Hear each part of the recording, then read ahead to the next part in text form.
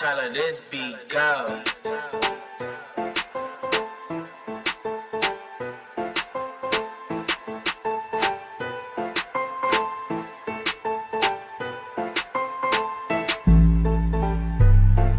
My name is Andre Brown. My name is Samra Tharani. My name is Javante Yallen. This video has been created to show how to light up an LED using Arduino microcontroller. The equipment needed for this project would be 9 resistors, 9 LED lights, some jumper wires, an Arduino microcontroller, circuit breadboard, USB cable, and Arduino development software. I will be plugging in LEDs on circuit breadboard. So there is an important concept of understanding the two leads of LED. The longer of the two lead is the positive lead and the shorter one is the negative lead. We will connect the negative lead of the LED to the vertical realm on the breadboard and connect the positive lead adjacently.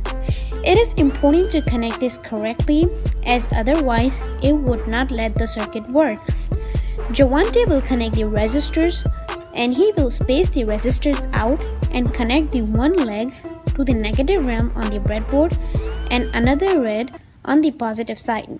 Andre will then connect jumper wires between the Arduino microcontroller and circuit breadboard to complete the circuit.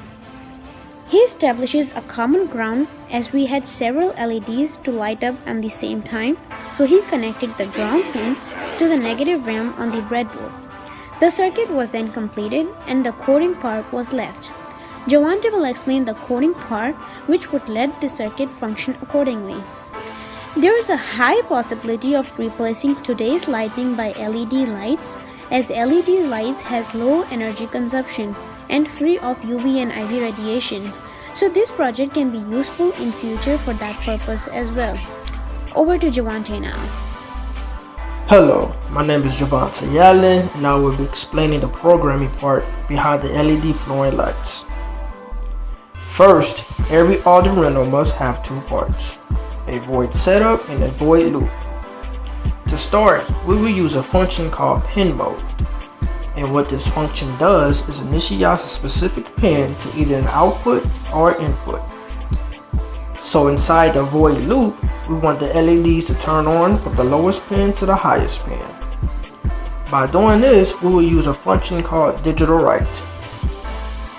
By doing so, we can set our delay time to keep the LEDs on or turn them off. We set it to be on for 1 second. We then use a digital write function to turn the LEDs off for 100 microseconds. We then fade from the highest pin to the lowest pin. We continue these steps until all of our LEDs are on and then fade to off. At this point, you will see these LEDs flow from the highest pin to the lowest pin. We then go to Andre random code to create the second part of our flowing lights.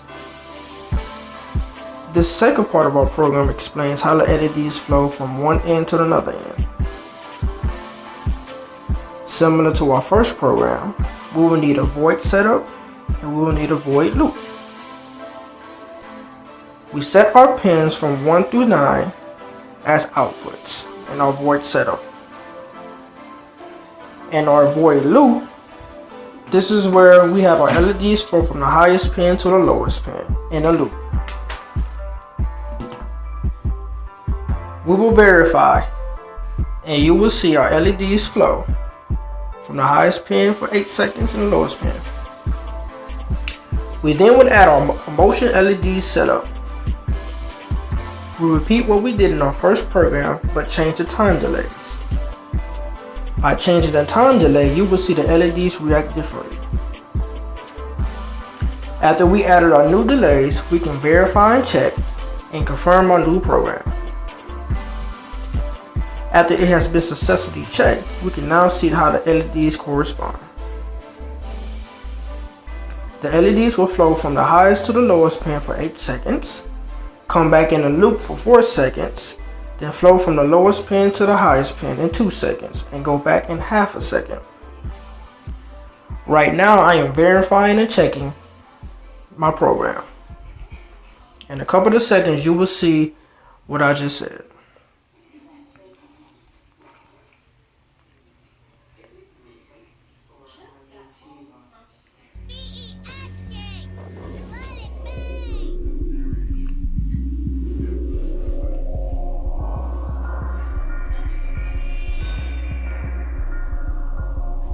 As I said before, our pins will flow from the lowest pin to the highest pin in 8 seconds, come back in 4 seconds, flow from the highest pin to the lowest pin in 2 seconds, and repeat itself for half a second. Now it's time for our random setup. We created a new program so the LEDs will come on randomly. We then verified and checked to confirm our newly programmed, and you will see the LEDs turn on and off randomly.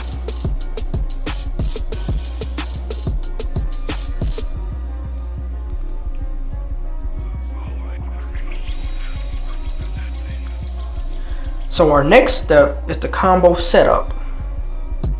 This is where we add our flowing LEDs program with our random LEDs program to create a single loop.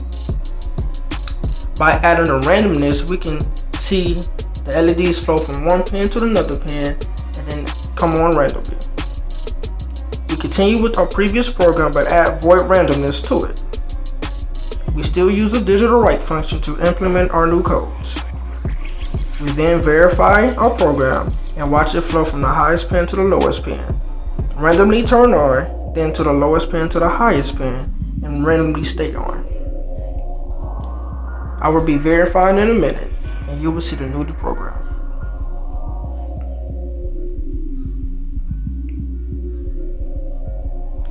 Again, this is called our combo setup.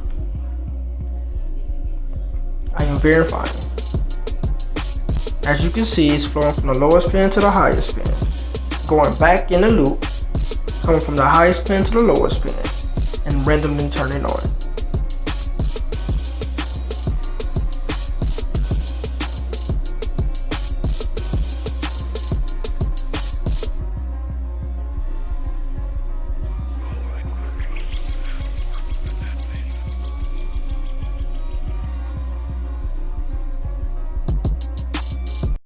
Can you imagine life with no lights?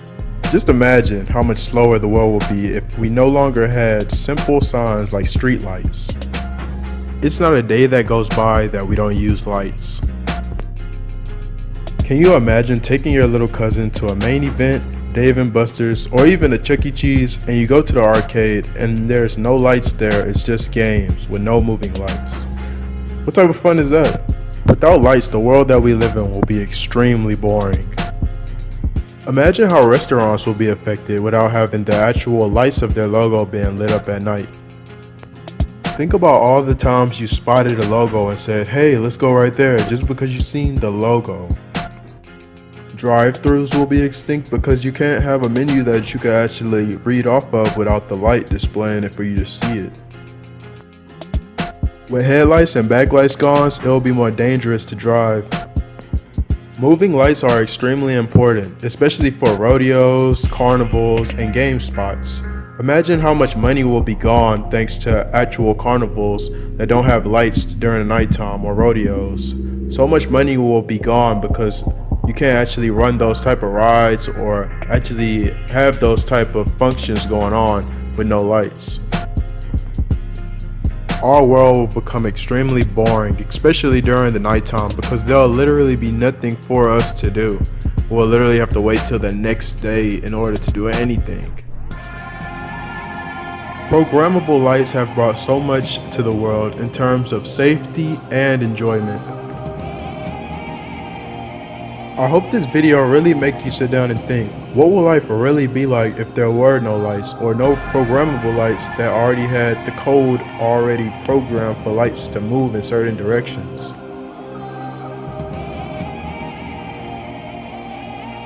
Thank you for watching a real life application to lights. This concludes this video. Thank you for watching and have a nice day.